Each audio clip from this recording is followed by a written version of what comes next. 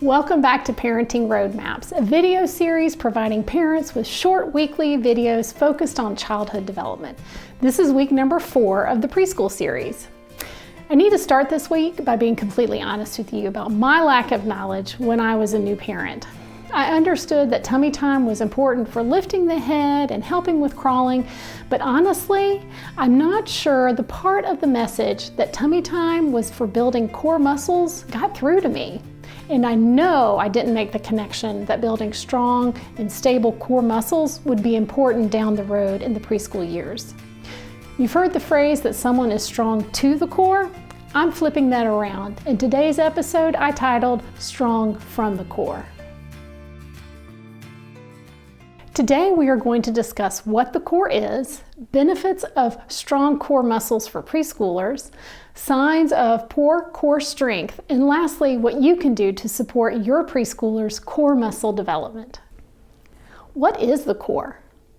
Your core muscles are more than just your abs. Your core muscles involve all the muscles surrounding your spine.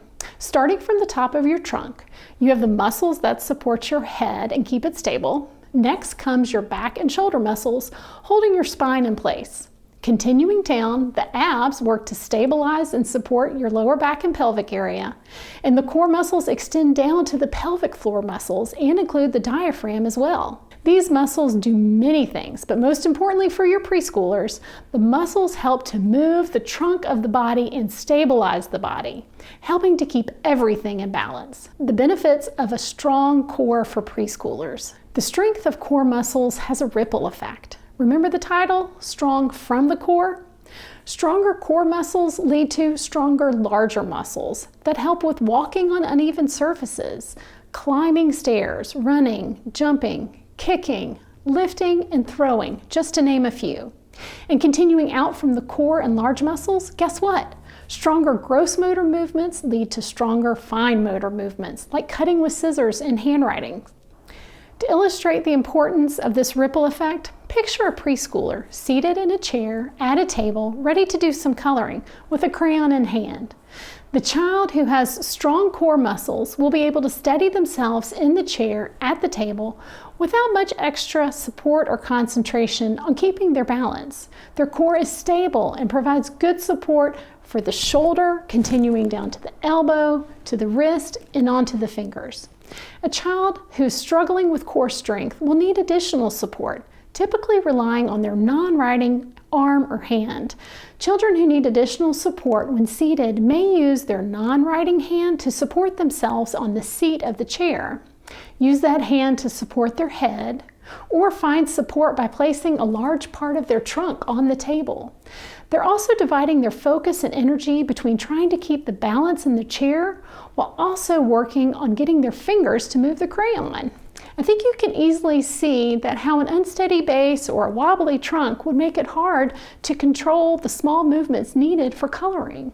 For children who struggle, frustration and fatigue can set in quickly. And if you think back to what we learned about self-regulation, if this child is frustrated, then their self-regulation skills will need to kick in for them to stay calm and focused on coloring. I'm hoping you can see that what appears to be a fairly simple activity can quickly turn into a difficult and frustrating situation for a preschooler.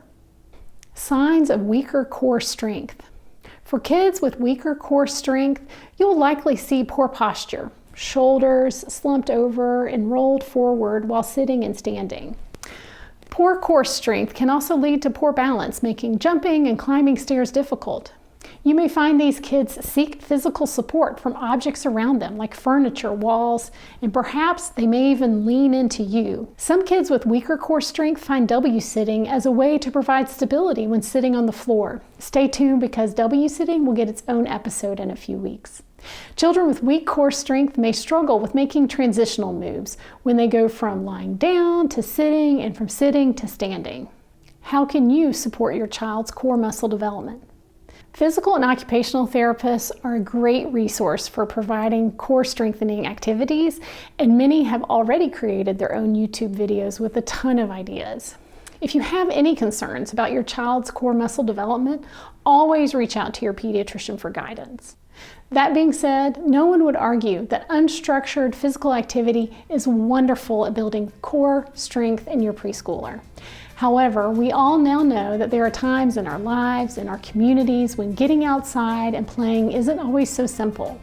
However, I would encourage you that when you can, to let the default activity for your child be something besides being still. Even sitting on the floor with crossed legs or on their tummy propped up on their hands and playing a game is doing more to engage those core muscles than being still. Keep those kiddos moving when you can and know that you're building a stronger core. And find comfort in knowing that a stronger core will continue to benefit your preschooler for years and years to come. That's it for this week on core strength. See you next week when we will look more closely at the skill of crossing the midline. Have a great week, everyone, and as always, remember to enjoy the journey.